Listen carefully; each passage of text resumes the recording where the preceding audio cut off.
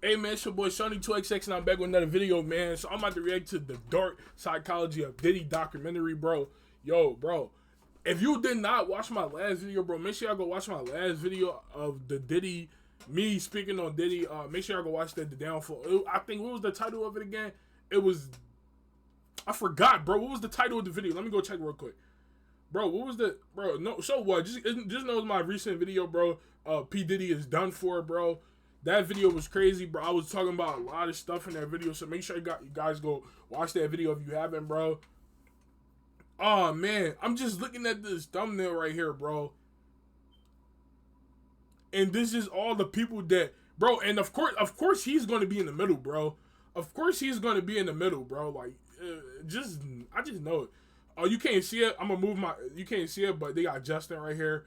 Bro, I'm not gonna lie. I actually feel bad for Justin, Kim Porter, Usher. Not really Usher, because bro, Usher he brung Justin Bieber to Diddy, bro, which is very weird, bro. Cause Usher knew the stuff that was going on, bro, and he brung Justin Bieber to Diddy when Justin was younger.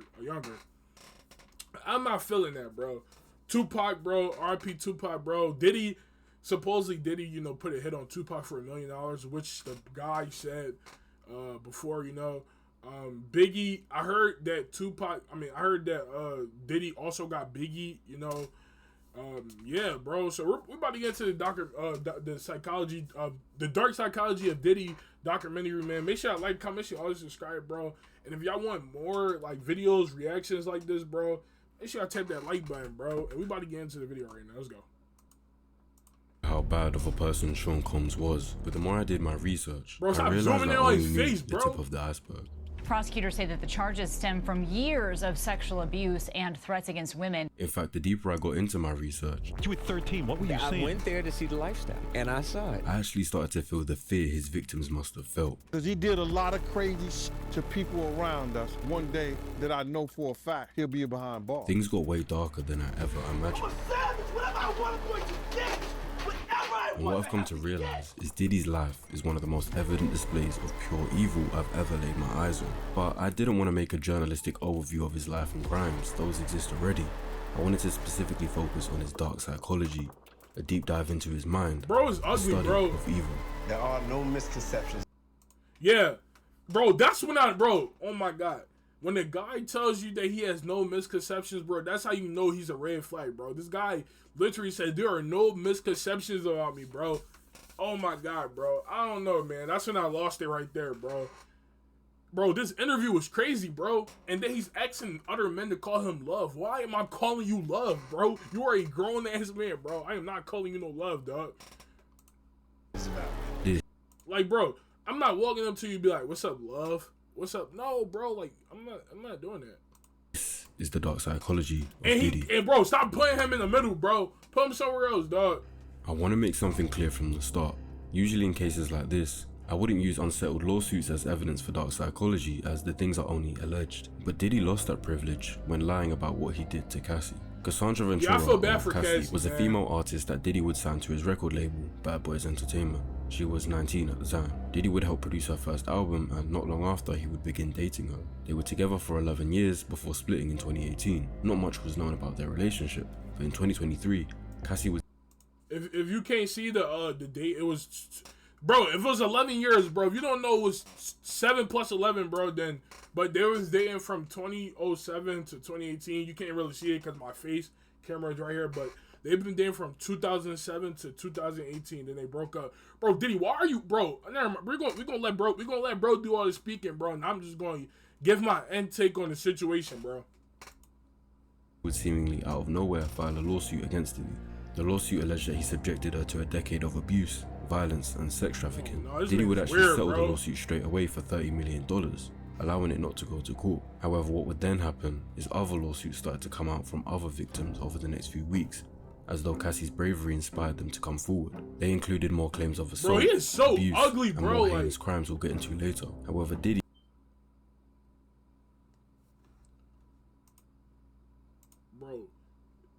Bro, this man Diddy is so ugly, bro. Like, oh my God.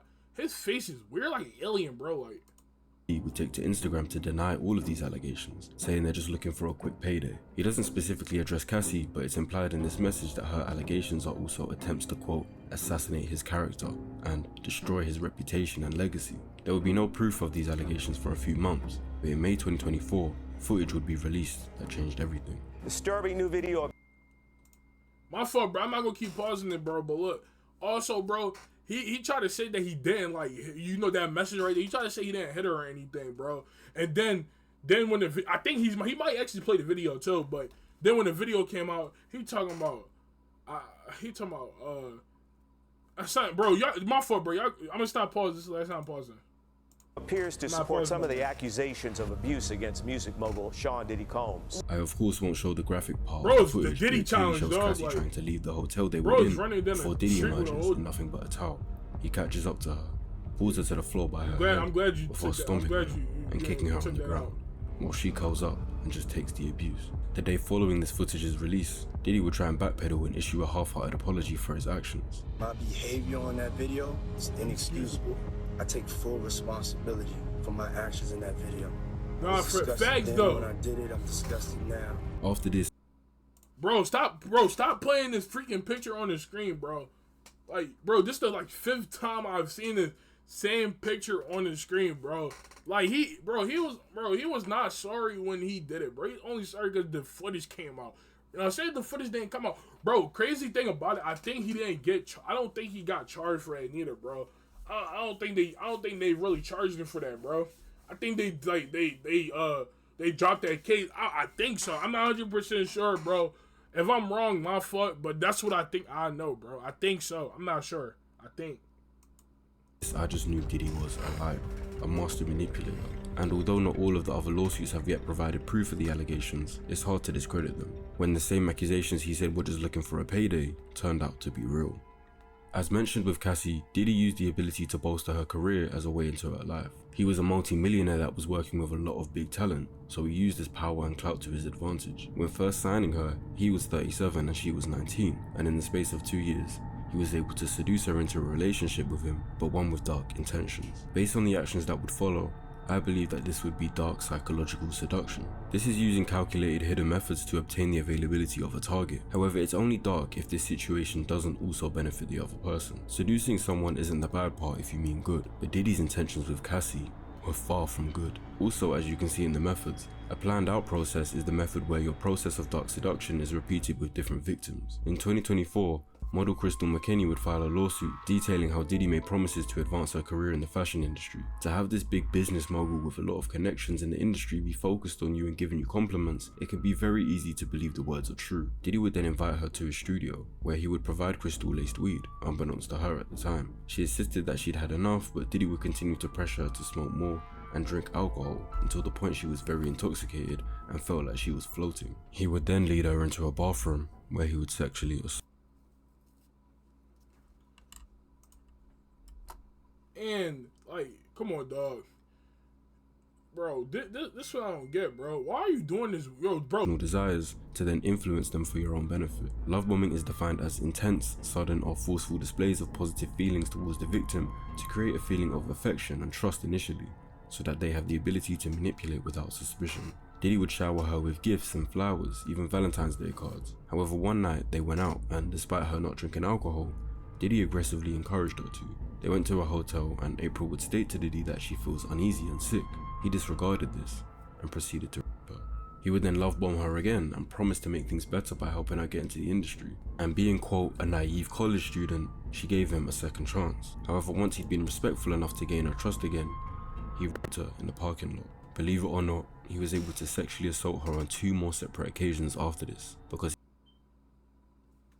he asked. See, like, come on, dog. So this brings it back to Cassie. He signed her into a 10-album contract deal. For reference, the bigger female artists like Rihanna and Beyonce still don't have 10 albums, but this would pretty much lock her into his business for her whole career.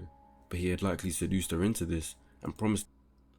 So I'm guessing a 10-album deal is like Mason. So I'm guessing you drop 10 albums in the deal, and then after that you just leave the deal. So that's probably like a couple years, like to drop 10 albums, that'd probably take like 3 years. So probably like a 3-year deal.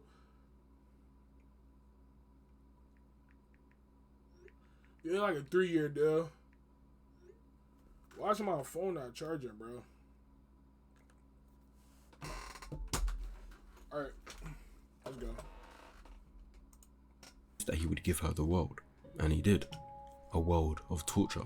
At some point in the relationship, Diddy would begin to host these freak-off parties. I'm not going to cover the entire details of what it consists of, but it would involve him hiring male sex workers to have sex with Cassie in front of him, whilst he watches and pleasures himself, all of course against Cassie's wishes and causing her discomfort. However, he would give her so much drugs that she was able to dissociate from these events and just let it happen. He had seduced this young woman so that he could watch this happen to her. For Diddy, it was all about the power. He was able to dictate every part of these freak-offs. He picked things like what lingerie Cassie could wear, to ensuring her nails were white so they could contrast with the skin of the black men hired to have sex with her. This was truly disturbing to read. You have to realize, Diddy had to have made Cassie so fearful of him and his power that she didn't leave or tell anyone about this. He would have had to make her feel so small and so worthless that she accepts her fate as being used as an object in a sadistic fantasy, despite hating it. She also talks about the countless times he would assault her, verbally, yes, but also physically, as seen by the hotel footage, multiple times a year. Remember, Diddy had a lot of influence in the music industry, and so much money that he would be assumed to have connections higher up, which may have been why she felt so hopeless. We already saw with the other woman that Diddy had the power to blackball them from the industry, and for Cassie it would have been the same if she objected. He would use these mind control tactics to make the girls remain under his predatory control. Mind control is influencing someone to do something without them realizing that they were influenced. The person doing the mind control will become puppet masters, pulling the strings of their victims' minds, and Diddy was doing exactly that. I mean, look at the methods. Finding those in need. Diddy was targeting young women who had just got into the industry and knew that they would seriously benefit from his connections, restricting choice. He would make them feel like their only choices are to stay with him and fulfill his desires, or leave him and be blackballed from their industry. I would even suggest he used mind games, which is playing with a victim's psychology negatively just for fun or to gain some influence, and making them think their own brain is bad, when in reality their mind is being tricked. A big mind game tactic is ultimatums, and as mentioned in Cassie's lawsuit, her volatile and abusive partner, who also owned her label and therefore held her future success in his hands, had fully exerted control over every aspect of her life. The ultimatum was that if she wanted a career, she had to do as he said, and do as he wanted. It becomes alarming then when you look at the cases of Usher and Justin Bieber. When Usher was just a teenager, he was invited to live with Diddy, where he experienced some weird things. We're sending you over to something called Puffy Flavor. Like I said before in the beginning of the video, he was living with Diddy when he was like 13 years old, bro. And I don't know. He said he experienced some things, man. And it was crazy, bro. But living with P. Diddy, that sounds like a scary movie, dog. Camp. There you go. To learn some. Camp. Yeah, Like, that's what what is it was called. Puffy Puffy's Camp, place dog? was like just filled with chicks and orgying like nonstop. Yeah, but you were 13. What were you I seeing? went there to see the lifestyle, Right. And I saw it, and it was, but I don't know if I could indulge and understand what I was even looking at. Back in the days when he was like 10 and I was a little bit older, his older brother, we used to fight over the Frosted Flakes. You know what I'm saying? Before pause was invented. What the fuck did Puff just say? Nobody's gonna acknowledge this but me. Puff just said we used to wrestle over the Frosted Flakes. Now, I don't like making up assumptions about what may have happened, but it seemed to be an extremely weird relationship between the young singer and the grown diddler. When Usher was 16, Diddy would produce his album and stay in contact with him into his adult years, helping his career. Until Usher comes out and explicitly says anything, we won't know if Diddy did anything to him. But using these mind control and mind game tactics, something could have been done that kept Usher away. Bro, Diddy was definitely getting his cheeks clapped in this video, bro. Usher was blocking it out, bro, but he blocked it out so perfectly that you couldn't even tell, bro. Obedient in order to not have his career ruined by Diddy's influence. Something similar would then happen with Justin Bieber as a teenager. He's having 48 hours with Diddy. Where we That's hanging like a out and scary what we movie, doing, dog. we can't really disclose, but it's definitely a 15-year-old's dream. After Justin spent 48 hours with Diddy, where he would be gifted a Lamborghini, the two of them would go a year with little contact, before they met up again, and Diddy questioned Justin on this lack of contact. Starting to act different, huh? No, you ain't been calling me and hanging out the way we used to hang out. Well, I mean, you try to get in contact with me, through all my, partners and whatnot. Mm-hmm. But you never really got my number, so. Right. Okay. You can see the nervousness and apparent fear in the 16-year-old, and that could be quite telling. With the dark psychology tactics we've covered so far, it wouldn't have been hard for Diddy to have done something to Justin but used his methods to keep him obedient. In 2024, music producer Rodney Jones, aka Lil Rod. But the more I did my research, I realized that he engaged in sexual acts with female workers, but also claims that he is a victim of unsolicited groping and sexual touching by Diddy, and that Diddy tried to pass him off to other male friends using more dark psychology tactics. The one I believed he was using was an attempt at brainwashing, defined as the slow process that changes a person's identity and beliefs that are intended to suit the person doing the brainwashing. Lil Rod was a straight man, however Diddy, for his own disturbed reasons, wanted to make him homosexual so that he can do the previously mentioned acts. Mentioned R&B singer Usher, which would make that case scary if true. Diddy believed that he could use the method of identifying Rod as susceptible, using the fact that he idolizes Stevie J to get him to fall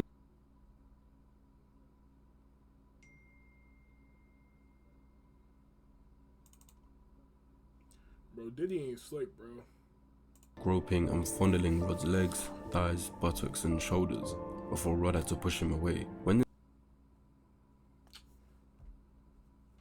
this brainwashing attempt failed, Diddy went back to the manipulation tactics and mind games, such as promising Lil Rod large amounts of money, a Grammy, and access to major record label executives. But then he would switch from promising the world to making threats, such So, Mr. Cole used tactics, and I mean, he promised him a Grammy for Producer of the Year for the Love album. He offered him $250,000.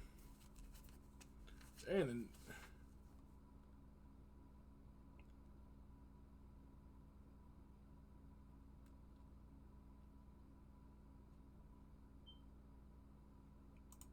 just eating his face and killing his mother.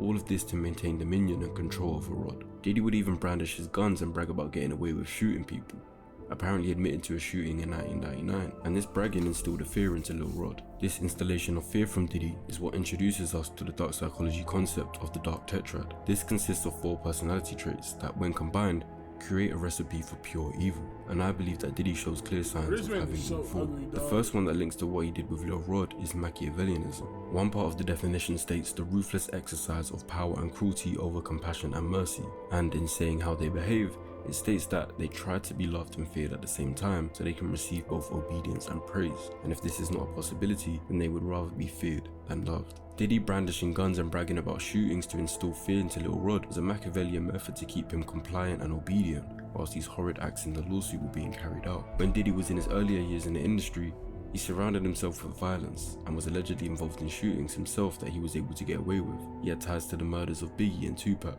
as well as being linked to the shootings of Suge Knight's friend Big Jake in 1995 and another shooting of a woman in 1999. But he wasn't imprisoned for any crimes. However, there were other violent acts that he definitely was confirmed to be the perpetrator of. In 1999, Diddy and Nas had filmed a music video for a song. When the video was practically ready to be uploaded, he changed his mind last minute and said he doesn't like the concept of the video and wanted a part of it cut. However, Nas's manager, Steven Stout, was reluctant to pull out as he had already put $14,000 into that scene. A scene where the concept was Diddy's idea in the first place. The uncut music video aired on national television April 15th, 1999.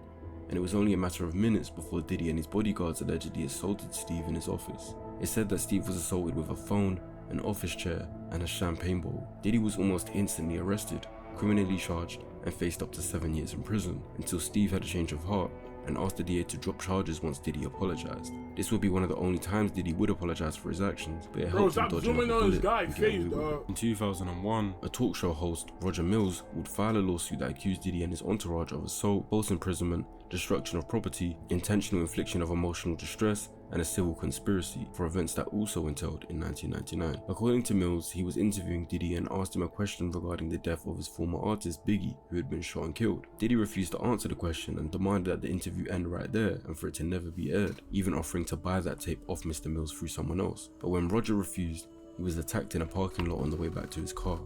He says Diddy's bodyguards prevented him from leaving, then took the videotapes and broke his camera. Police in the area admitted there was an incident but couldn't identify the perpetrators. In court, the jury voted in favour of Diddy and he once more got away with it.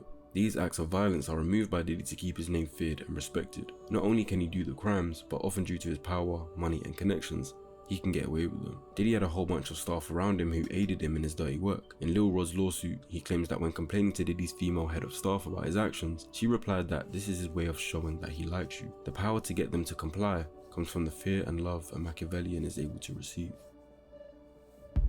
Next in the tetrad is psychopathy, a common term you may have heard that's hard to define but tied to superficial charm, impulsivity, and a lack of empathy and remorse. If we took a look at their behaviour and compare it to Diddy's, you'll find a lot of similarities. His superficial charm in the way he has an apparent interest in upcoming talent when he really just wants to exploit them for his own twisted needs. The calculated lying, the lack of guilt towards his victims, especially towards Cassie, who he was willing to deny the allegations of until the footage came out. Even in his apology video, you see an evident lack of empathy. His violent outburst towards others in the industry also showed his lack of impulsivity. The next part of the tetrad is narcissism. This is described as having an inflated self-worth and one believing they are superior, and this was Diddy to a T. At every dark moment in his life, his ability to get away with things due to his successful financial position caused him to feel invincible, and that's why he was able to hurt so many people. For example, one of Diddy's earliest controversies was when he organized a celebrity basketball game in 1991. Due to his poor planning and disregard of his responsibilities, 5,000 people turned up to a college gymnasium that could only host 2,700. I remember As a result of this and the door being barricaded shut, people got trampled on and 9 of them lost their lives. Diddy was not 100% accountable but still had a big part to play as this was his event. He gave a half-hearted apology and paid around $600,000 combined to the families of the deceased, but he had millions, so he faced no real punishment. From here I believe he realized money and power were going to give him a superior ability to commit the crimes and get away with them, as documented in this video. He believed in his own power and that he deserved everything, which is why he would become abusive if anyone threatened to leave him. The final part of the tetrad is sadism. Simply defined as the deriving of pleasure from the suffering of others, Diddy's freak-offs were a clear example of finding some sort of pleasure in Cassie's suffering. Voyeurism is a real thing and is defined as the practice of gaining sexual pleasure from watching others when they are naked or engaging in sexual activity. However, due to his continuous verbal and physical assault of Cassie, this was more than that. He knew she didn't want it. She explicitly told him, but he didn't care. He still filmed it and pleasured himself to it. It excited him to see her in discomfort, filled with drugs. Fulfilling the dark tetrad makes it clear that Diddy is pure evil. Following his recent arrest, many more truths will come to light, but regardless of the punishment, the damage to many of the victims will never be undone. Diddy's rise to power wasn't built on music alone, it was built on fear, control, and manipulation. And as the truth continues to unravel, we must ask ourselves, how many others have yet to come forward? How many victims does Diddy have? How many people have fallen into his acts of pure evil? Hey man, that's it with the video, man. Hey yo, look. All I'm gonna say is that there's a few things I want to say. So apparently Diddy tried to get bond. The judge said no, Diddy. Like, no, Diddy. Like, you feel me, bro? So, yeah, man. My take on this, bro. This is crazy, bro.